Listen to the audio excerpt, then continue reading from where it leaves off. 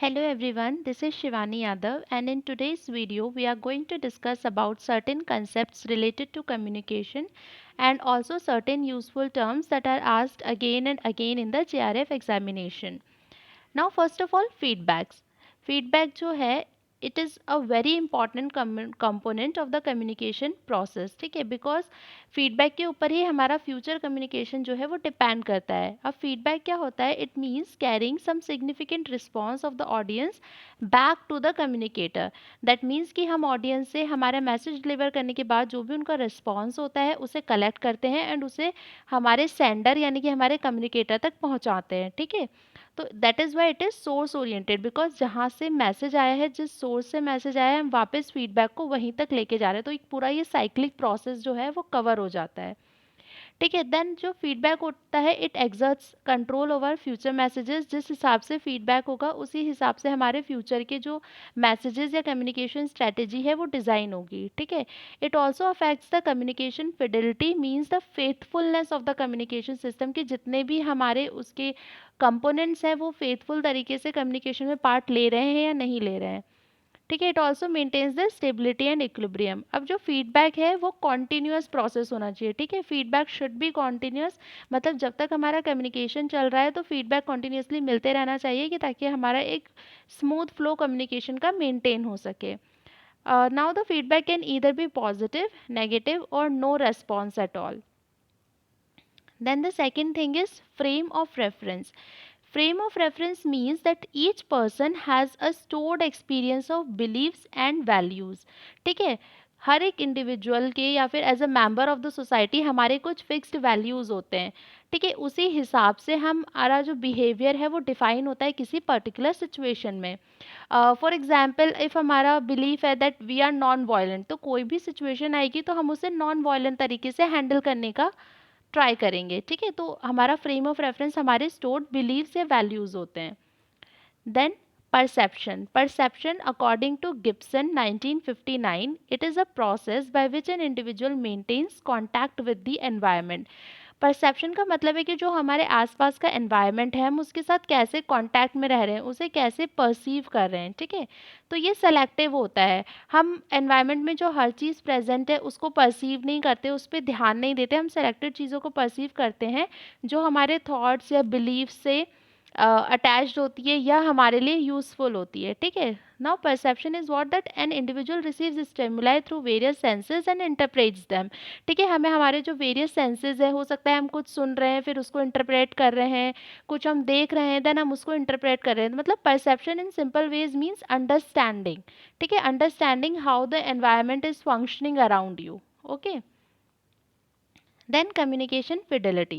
ठीक है, Berlo 1960 define communication fidelity as the faithful performance of the communication process by all its elements. ठीक है, जितने भी एलिमेंट्स हैं, हमारा सेंडर, रिसीवर, चैनल, वो सब अपना फेथफुल तरीके से पार्टिसिपेट कर रहे हैं या नहीं कर रहे हैं कम्युनिकेशन प्रोसेस में, ये कहलाता है हमारा फिdelity. ठीक है, फिdelity जो होता है वो इन्वर्सली प्रोपोर्शनल होता है टू नॉइज़. ठीक है, तो फिdelity है हमारा कि जो हमारे डिज़ायरेबल चेंजेस आते हैं रिसीवर के बिहेवियर में as a result of communication. Okay, मतलब कम्युनिकेशन फिdelity के कारण हमारे को जो भी बिहेवियर में चेंजेस चाहिए रिसीवर के वो आने चाहिए, डिज़ायरेबल चेंजेस, उसे कम्युनिकेशन फिdelity जो है ये उसका एक्सटेंट इसी से हम मेजर करते हैं. Okay, then communication gap. Communication gap is the difference between what was communicated by the extension agent and what has actually been received. ठीक है, मतलब कि हो सकता है कि हम कुछ और मैसेज देने का ट्राई कर रहे हो बट जो हमारी ऑडियंस है वो उसको किसी और तरीके से परसीव कर रही हो. तो हमें ये भी देखना पड़ेगा कि जो मैसेज हम देना चाह रहे हैं हमारी ऑडियंस वही रिसीव कर रही है या नहीं कर रही है. तो ये हमारा यहाँ पे कम्युनिकेशन गैप आ जाता है. तो जितना ज़्यादा कम्युनिकेशन गैप होगा हमारी कम्युनिकेशन उतनी ही पुअर होगी. ठीक है, तो कम्युनिकेशन इफेक्टिव तभी बनेगी जब कम्युनिकेशन गैप कम होगा. तो इसलिए ये जो ऑडियंस सिलेक्शन होता है या हम ऑडियंस की नीड्स के हिसाब से कम्युनिकेशन डिज़ाइन करते हैं वो इसी पर्पज़ से होता है ताकि कम्युनिकेशन गैप को रिड्यूस किया जा सके. Now empathy. Empathy is the ability on the part of one person to understand the other person's internal frame of mind and reference and accept the same. ठीक है, एम्पैथी क्या होता है कि ये हमारी एक एबिलिटी या फिर क्वालिटी होती है। हम क्या करते हैं, दूसरे की जो सिचुएशन होती है या कोई भी सिचुएशन होती है, उसको हम किसी और के पॉइंट ऑफ व्यू से देखते हैं। ठीक है, मान लीजिए कि हमारे फ्रेंड के घर में कुछ हो गया, तो हम उसको अंडरस्टैंड करने की कोशिश करते हैं हमारे फ्रेंड के नज़रिए से। ठीक है, हम उसके हिसाब से उस सिचुएशन को समझते हैं, उसकी फीलिंग्स के हिसाब से, तो it is known as empathy. वही, अब एम्पैथी है एबिलिटी एक इंडिविजुअल की कि वो प्रोजेक्ट करे वन सेल्फ को into the role of another person, ताकि वो अप्रिशिएट कर सके उनकी फीलिंग्स, थिंकिंग और एक्शन। वही है, मतलब कि जो उसकी थिंकिंग है या जो उसका बिलीफ है या जो उसका रोल है, उस हिसाब से हम उस सिचुएशन को देखें ताकि हम बेहतर समझ पाएँ कि वो इंसान क्या फील कर रहा है। Then homophily and heterophily. ठीक है, होमोफिली डिग्री होती है to which a pair of individuals who communicate are similar to certain attribute such as beliefs, education and social status. ठीक है, होमोफिली का मतलब होता है कि दो या दो से ज़्यादा लोग जो आपस में इंटरेक्ट कर रहे हैं, तो उनके वैल्यूज़, बिलीव्स, थिंकिंग कितने हद तक मैच कर रहे हैं। ठीक है, लाइक अगर हम सेम सोशल स्टेटा के हैं तो हमारी सेम थिंकिंग होगी, तो कम्युनिकेशन ईजियर हो जाता है। ठीक है, बट हेट्रोफिली होती है कि डिग्री जिसमें इंडिविजुअल्स जो है वो डिफरेंट हो रहे हैं सर्टेन एट्रीब्यूट्स में। लाइक फॉर एग्जांपल, अगर हम अपने पेरेंट्स से कॉन्वर्स करते हैं, तो हमारे जो एट्रीब्यूट्स है, हमारे कैरेक्टरिस्टिक्स है, थिंकिंग डिफरेंट होती है, तो उसकी वजह से कम्युनिकेशन गैप आता है। ठीक है, तो हेट्रोफिलस नेटवर्क्स जो होते हैं, ये कनेक्ट करते हैं दो क्लीक्स को। ठीक है, और होमोफिली जो होती है वो एक्सेलरेट करती है हमारे डिफ्यूजन प्रोसेस को। मतलब जितनी सेम थिंकिंग होगी, उतना ही ज़्यादा हमारा डिफ्यूजन प्रोसेस अच्छे से होगा। ठीक है, तो जो होमोफिली होती है वो कम्युनिकेशन को इफेक्टिव बनाती है, बिकॉज जो सेंडर और रिसीवर है, उनके एट्रीब्यूट सेम है, तो जो सेंडर कहना चाह रहा है रिसीवर उसे समझ लेता है। ठीक है, बट हेट्रोफिली क्या करती है, कॉग्निटिव डिसोनेंस क्रिएट करती है। मतलब एक टाइप का डिसएग्रीमेंट होता है सेंडर और रिसीवर के बीच में, क्योंकि सेंडर जो कहना चाह रहा है वो रिसीवर ईजिली अंडरस्टैंड नहीं कर पाता, तो उनकी जो कम्युनिकेशन एक प्रॉब्लम आ जाती है, जिसको हम कॉग्निटिव डिसोनेंस बोलते हैं। Then propaganda. Propaganda is the deliberate manipulation of people's beliefs, values and behavior through words, gestures, images, thoughts, music, etcetera. ठीक है, तो प्रोपेगेंडा क्या होता है कि जो भी लोगों की बिलीव्स वगैरह है ना, उनका हम डेलिब्रेट मतलब जानबूझ करके मैनिपुलेट करते हैं अपने फ़ायदे के लिए। फॉर एग्जांपल एडवर्टिजमेंट्स, तो advertisements are a kind of a propaganda, because जो उनको बेचना है वो उसको इस तरीके से मैनिपुलेट करके हमें दिखाते हैं कि like yes we really need that product और दैट सर्विस। ठीक है, तो it is kind of an authoritarian approach.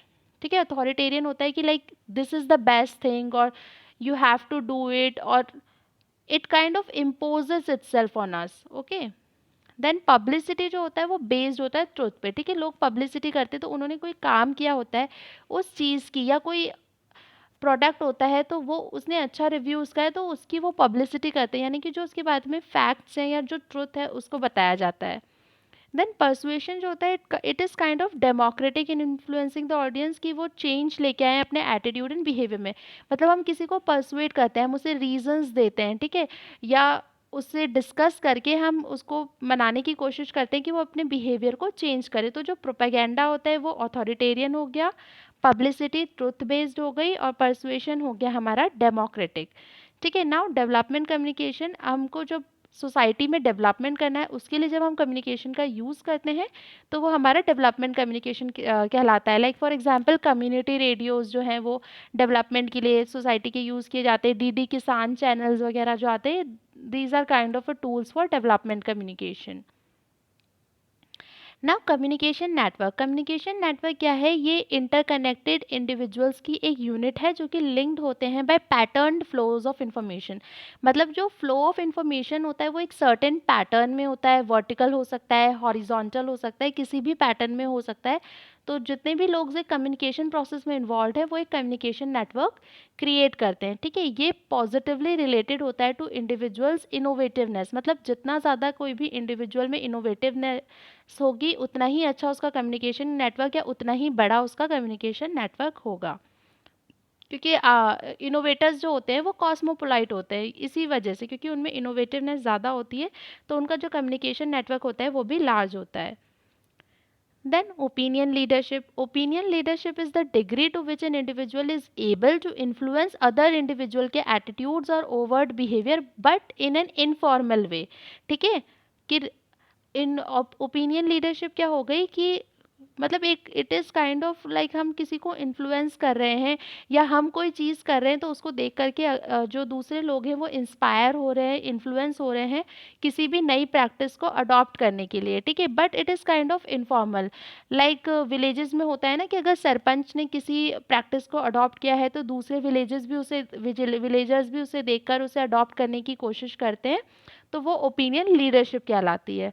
ये it is a kind of an informal leadership, ठीक है। ये सोशल सिस्टम चेंज ओरिएंटेड होती है। तो जो ओपिनियन लीडर्स होते हैं वो इनोवेटिव होते हैं, तो वो कोई चीज़ अडॉप्ट करते हैं तो उसको देख करके दूसरे लोग भी, यानी कि जो हमारी अर्ली मेजॉरिटी होती है वो या अर्ली अडॉप्टर्स होते हैं वो अडॉप्ट करते हैं, ठीक है।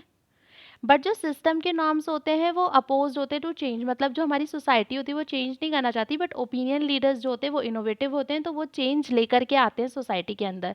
तो इनो जो ओपिनियन लीडर्स होते हैं वो कोई भी न्यू इनोवेशन को या अडॉप्शन प्रैक्टिस को लेकर के आते हैं सोशल सिस्टम में, ठीक है।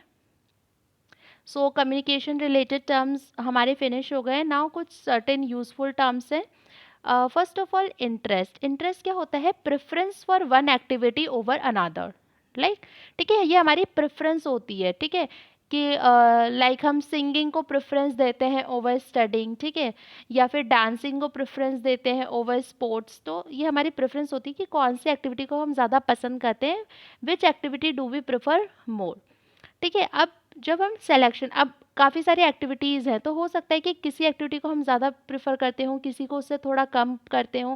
तो जब हम इनकी रैंकिंग करते हैं, ठीक है, एक लाइक डिसलाइक डायमेंशन में, तो इसे हम बोलते हैं एक्सप्रेस्ड इंटरेस्ट, बिकॉज जो हमारा इंटरेस्ट है उसे हम एक्सप्रेस कर रहे हैं, दूसरों को बता रहे हैं, ठीक है। तो ये एक्सप्रेस्ड इंटरेस्ट हो गया, ठीक है। तो एक इंटरेस्ट जब विजिबल होता है जब पर्सन कोई वॉलंटरली पार्टिसिपेट करता है किसी एक्टिविटी में, लाइक हमारे सामने डिफरेंट ऑप्शंस है, ठीक है, पर हम किसी एक ऑप्शन को फॉलो करते हैं या उसमें पार्टिसिपेट करते हैं, ठीक है, वॉलंटरली, तो वो हमारा कहलाता है विजिबल इंटरेस्ट, कि हमारा इंटरेस्ट विजिबल हो रहा है कि हाँ हम इस चीज़ में इंटरेस्टेड हैं।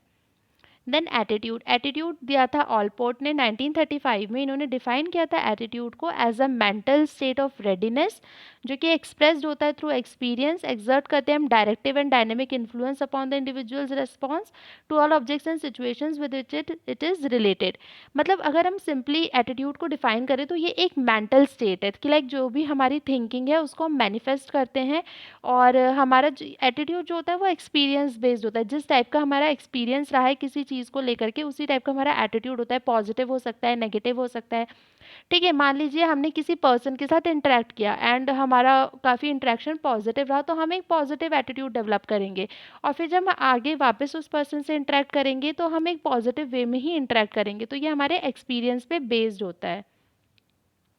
देन इमोशंस, इमोशंस जो है वो डिनोट करते हैं state of being moved, stirred up और अराउज्ड, एंड इन्वॉल्व करता है ये इम्पल्सेस, फीलिंग्स या फिर फिजिकल एंड साइकोलॉजिकल रिएक्शंस, ठीक है।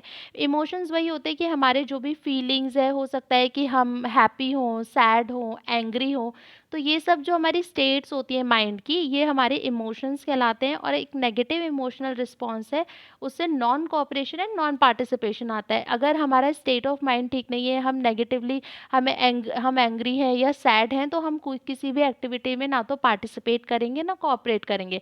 बट अगर हमारे इमोशंस अच्छे हैं, वी आर हैप्पी, तो हम वॉलंटरली उसमें पार्टिसिपेट करेंगे एंड अच्छे से उसको कोऑपरेट करेंगे। Then wishes, as September 1997 defined, wish is a pattern of behaviour, ठीक है। विश क्या है, एक पैटर्न है बिहेवियर का, जिसमें क्या क्या इन्वॉल्व होती हैं, तीन चीज़ें इन्वॉल्व होती हैं। First of all anticipated future satisfaction, ठीक है, हमारी कोई भी विश होती है, कोई भी इच्छा होती है, तो उससे कोई फ्यूचर सेटिस्फैक्शन जो होता है वो जुड़ा होता है, ठीक है। लाइक हमारी विश है कि हमारी जेआरएफ में एक अच्छी रैंक आ जाए, तो हमारा कुछ सेटिस्फैक्शन होगा, लाइक हमें अच्छा कॉलेज मिलेगा, हमारे पेरेंट्स हैप्पी होंगे, ठीक है। एंड जो पर्सन बिलीव करता है is reasonably likely of attainment, ठीक है। तो हम जेआरएफ के लिए प्रिपेयर क्यों कर रहे हैं, क्योंकि हमें लगता है yes social science is a good subject और हमारा ग्रिप अच्छा है, तो वी कैन अचीव इट। तो हमारा जो हमारे विशेज़ होते हैं वो अटेनेबल होने चाहिए, ठीक है। And towards which the individual usually relates with some of his और हर प्रेजेंट बिहेवियर, हमारे प्रेजेंट बिहेवियर से हमारी विशेज़ रिलेट करती हैं, ठीक है। लाइक हमारा प्रेजेंट बिहेवियर है कि हम स्टूडियस है, हमें इंटरेस्ट है इस सब्जेक्ट में, हम मेहनत कर रहे हैं, तो हमारी विश रिलेटेड है कि हमारी हमारी जेआरएफ में सिलेक्शन हो जाएगी। ठीक है, तो विशेष जो होती हैं ये हमारा फ्यूचर सेटिस्फैक्शन होता है, इसमें अटेनेबल होती हैं और हमारे प्रेजेंट बिहेवियर से रिलेटेड होती हैं। देन प्रेजुडिस, प्रेजुडिस जो होता है it is a negative emotion. ठीक है, इसका मतलब होता है प्री जजमेंट हम कर रहे हैं। ठीक है, प्रेजुडिस मीन्स प्री जजमेंट।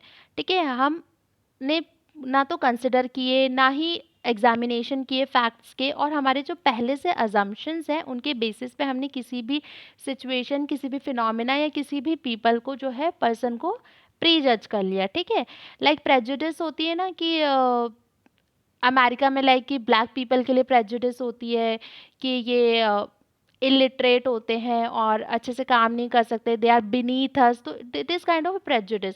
तो किसी भी ब्लैक पर्सन को देखा तो हम उसके बारे में यही सोचने लग जाते हैं बिना उससे बात किए, बिना उसके बारे में जाने।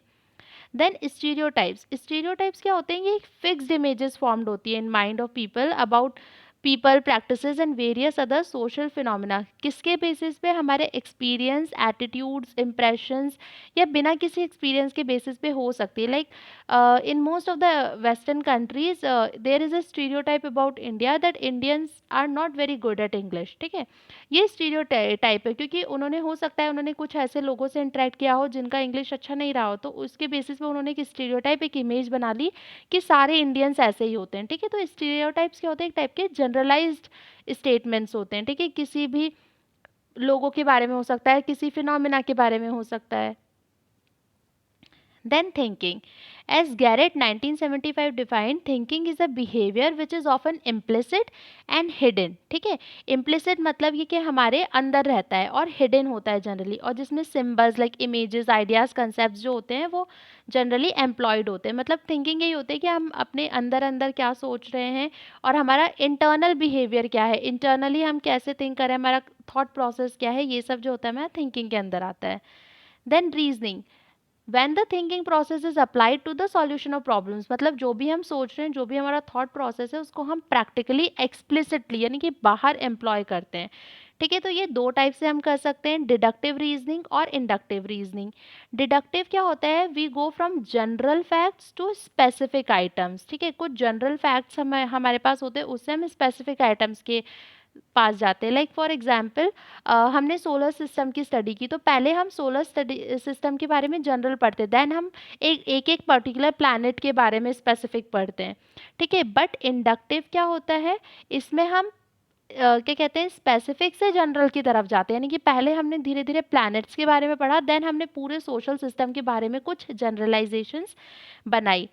ठीक है, ठीक है, तो डिडक्ट मतलब जनरल से हमने डिडक्ट किया, और इंडक्ट मतलब हमने स्पेसिफिक से जनरल को इंडक्ट किया। ठीक है,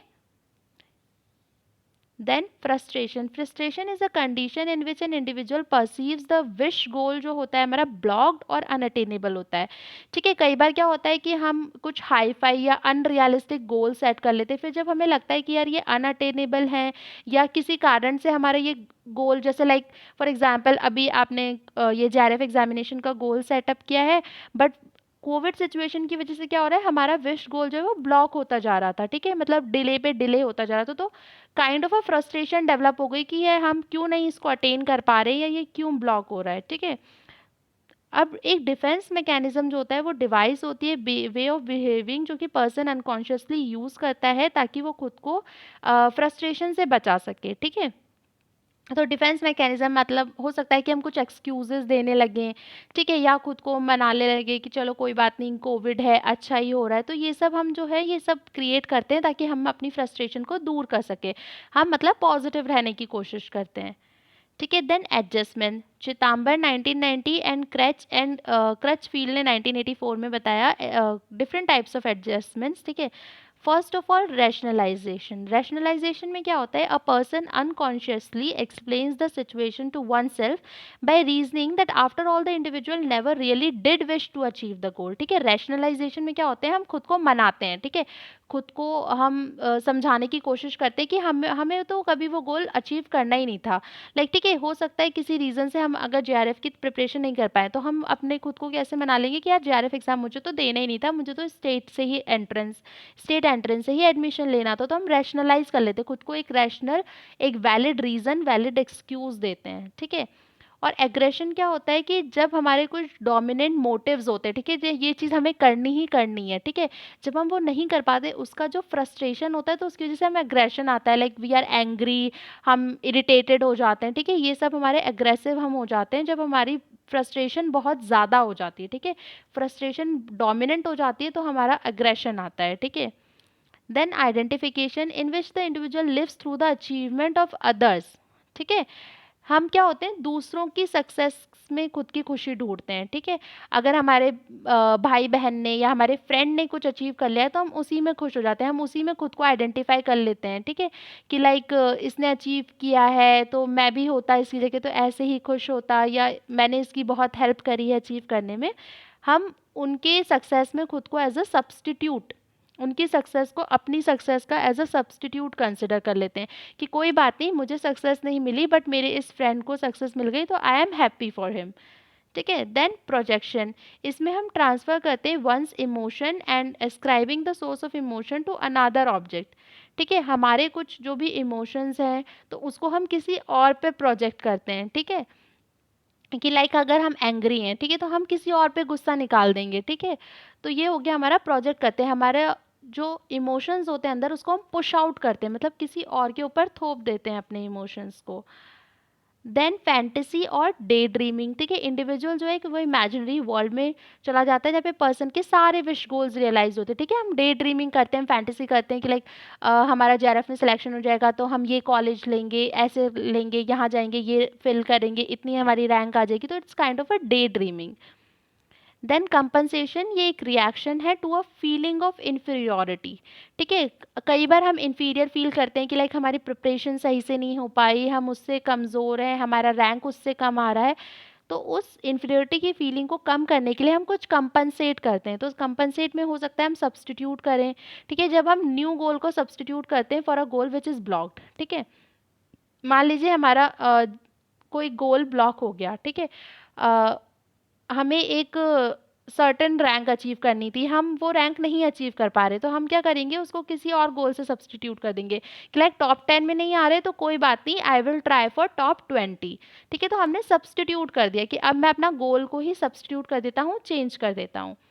देन सब्लिमेशन में जब हम सब्सटीट्यूशन में हमारी कुछ मॉरल कंसिडरेशन होती है, ठीक है, लाइक ऑनेस्टी हो सकती है, किसी मॉरल कंसिडरेशन के बेस पे हम सब्सटीट्यूशन करते हैं, हो सकता है कि हमारा कोई ऐसा गोल हो जो मॉरली करेक्ट नहीं हो, ठीक है, हम मतलब शॉर्टकट लेना चाह रहे हो सक्सेस के लिए, तो फिर हम उसको ऐसे गोल से सब्सटीट्यूट कर देते हैं जो मॉरली करेक्ट हो, like hard work, smart work, इस टाइप की चीज़ें।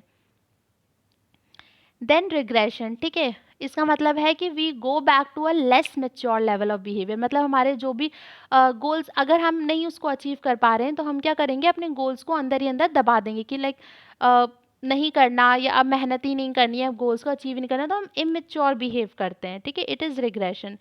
Then repression is the mechanism by which wishes are not allowed to come out of the unconscious, ठीक है, रिग्रेशन में तो क्या होता है, हम एक अच्छे लेवल पे चले गए थे, मेहनत वगैरह कर रहे थे, मैच्योरिटी पे थे, फिर हम वापस आ गए इमेच्योरिटी पे। बट रिप्रेशन क्या होता है, जिसमें अगर हमारे अंदर कोई विश है तो हम उसे बाहर ही नहीं आने देते, ठीक है, उस विश को हम मेहनत करने के लिए उसको सक्सेसफुल करने के बारे में हम सोचते ही नहीं है, ठीक है, लाइक फॉर एग्जांपल कि आपको एमबीए करना है बट घर का फाइनेंशियल स्टेटस सही नहीं है, तो हम उस विश को बाहर ही नहीं आने देते, ना किसी को बताते, ना उसे रियलाइज़ करते हैं, तो it is repression. Now deviant behaviour, कुछ कुछ इंडिविजुअल्स के पर्सनालिटी ट्रेट्स एंड बिहेवियर जो हैं वो डिफ़र करते हैं किसी दूसरे के नॉर्म से, मतलब सोसाइटी के कुछ फिक्स नॉर्म्स होते हैं कि हमें ऐसा करना चाहिए, ऐसा बिहेव करना चाहिए, बट कुछ लोग उसको फॉलो नहीं करते, तो वो हमारे डिविएंट्स कहलाते हैं, लाइक इनोवेटर्स। सोसाइटी ट्रेडिशनल है, जो चीज़ें प्रैक्टिसेस वो फॉलो कर रहे हैं वही फॉलो करना चाहते हैं, बट जो इनोवेटर्स होते हैं वो डिविएंट्स होते हैं, वो उस प्रैक्टिस से हट करके कुछ नया इनोवेट करते हैं, कुछ नया इंट्रोड्यूस करते हैं, तो चिदम्बर ने डिविएंट बिहेवियर के कुछ एसेंशियल एलिमेंट्स दिए थे, ठीक है, तो डेविएशन जो होता है वो हमारा कल्चरली डिफाइंड होता है, कुछ कल्चरल टर्म्स होते हैं, अगर हम उससे हट जाते हैं, उसकी अलग से कुछ करते हैं तो वो हमारा डिविएंट बिहेवियर कहलाता है। डिविएशन डेवलप होता है through the process of socialisation, जैसे जैसे हमारा नेटवर्क बढ़ता है, हम नए नए लोगों से इंटरेक्ट करते हैं, नई नई चीज़ें सीखते हैं, तो वैसे वैसे हमारे डिविएंट बिहेवियर जो होता है वो बढ़ता जाता है। और डेविएशन जो है ये मैटर ऑफ डिग्री है, मतलब हो सकता है कौन कितनी डिग्री तक डेविएट कर रहा हो, कुछ कोई हो सकता है कि कुछ ही रूल्स ब्रेक कर रहा हो, कोई सारे ही रूल्स ब्रेक कर रहा हो, तो दैट इज deviant behavior.